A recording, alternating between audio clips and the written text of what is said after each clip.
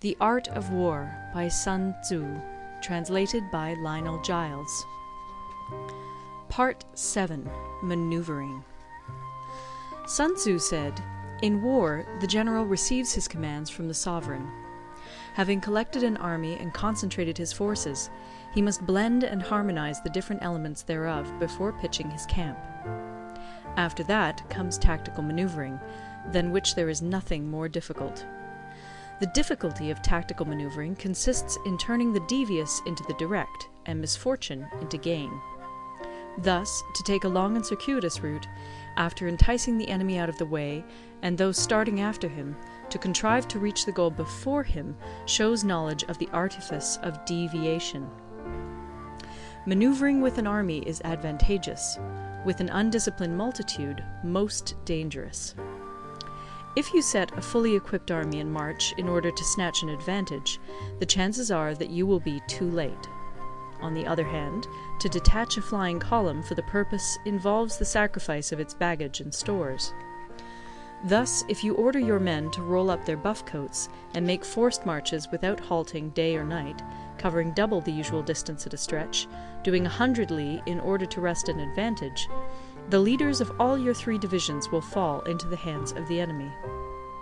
The stronger men will be in front, the jaded ones will fall behind, and on this plan only 1/10 of your army will reach its destination. If you march 50 li in order to outmaneuver the enemy, you will lose the leader of your 1st division, and only half your force will reach the goal. If you march 30 li with the same object, 2/3 of your army will arrive. We may take it then that an army without its baggage train is lost. Without provisions, it is lost. Without bases of supply, it is lost. We cannot enter into alliances until we are acquainted with the designs of our neighbours. We are not fit to lead an army on the march unless we are familiar with the face of the country, its mountains and forests, its pitfalls and precipices, its marshes and swamps. We shall be unable to turn natural advantage to account unless we make use of local guides. In war, practice dissimulation and you will succeed. Whether to concentrate or to divide your troops must be decided by circumstances. Let your rapidity be that of the wind, your compactness that of the forest. In raiding and plundering be like fire, in immovability like a mountain. Let your plans be dark, and impenetrable as night, and when you move, fall like a thunderbolt. When you plunder a countryside, let the spoil be divided amongst your men. When you capture new territory, cut it up into allotments for the benefit of the soldiery. Ponder and deliberate before you make a move. He will conquer who has learnt the artifice of deviation. Such is the art of maneuvering. The Book of Army Management says, "On the field of battle, the spoken word does not carry far enough. Hence the institution of gongs and drums. Nor can ordinary objects be seen clearly enough. Hence the institution of banners and flags. Gongs and drums, banners and flags are means whereby the ears and eyes of the host may be focused on one particular point. The host thus forming a single united body, it is impossible either for the brave to advance alone, or for the cowardly to retreat alone. This is the art of handling large masses of men. In night fighting, then, make much use of signal flyers and drums, and in fighting by day, of flags and banners, as a means of influencing the ears and eyes of your army. A whole army may be robbed of its spirit. A commander-in-chief may be robbed of his presence of mind. Now, a soldier's spirit is keenest in the morning. By noonday it has begun to flag, and in the evening his mind is bent only on returning to camp. A clever general, therefore, avoids an army when its spirit is keen, but attacks it when it is sluggish and inclined to return.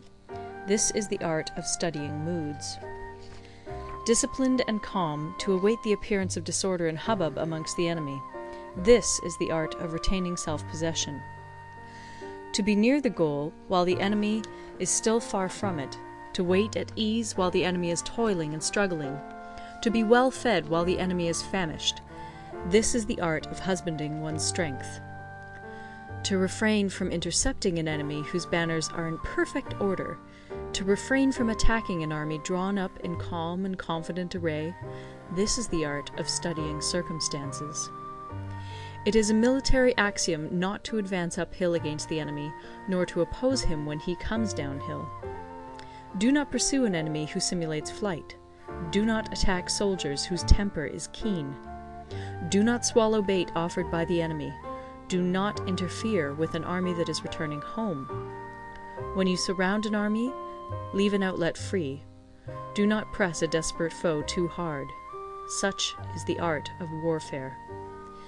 End of Part 7. Part 8. Variation in Tactics. Sun Tzu said, "In war, the general receives his commands from the sovereign, collects his army, and concentrates his forces. When in difficult country, do not encamp. In country where high roads intersect, join hands with your allies. Do not linger in dangerously isolated positions. In hemmed-in situations, you must resort to stratagem. In desperate position, you must fight. There are roads which must not be followed, armies which must not be attacked, towns which must not be besieged, positions which must not be contested, commands of the sovereign which must not be obeyed." The general who thoroughly understands the advantages that accompany variation of tactics knows how to handle his troops. The general who does not understand these may be well acquainted with the configuration of the country, yet he will not be able to turn his knowledge to practical account. So, the student of war who is unversed in the art of war of varying his plans, even though he be acquainted with the 5 advantages, will fail to make the best use of his men. Hence, in the wise leader's plans, considerations of advantage and of disadvantage will be blended together. If our expectation of advantage be tempered in this way, we may succeed in accomplishing the essential part of our schemes. If, on the other hand, in the midst of difficulties we are always ready to seize an advantage, we may extricate ourselves from misfortune. Reduce the hostile chiefs by inflicting damage on them, and make trouble for them, and keep them constantly engaged. Hold out specious allurements, and make them rush to any given point. The art of war teaches us to rely not on the likelihood of the enemy's not coming, but on our own readiness to receive him, not on the chance of his not attacking, but rather on the fact that we have made our position unassailable. There are 5 dangerous faults which may affect a general. 1. Recklessness, which leads to destruction. 2. Cowardice, which leads to capture. 3. A hasty temper, which can be provoked by insults. 4. A delicacy of honour, which is sensitive to shame.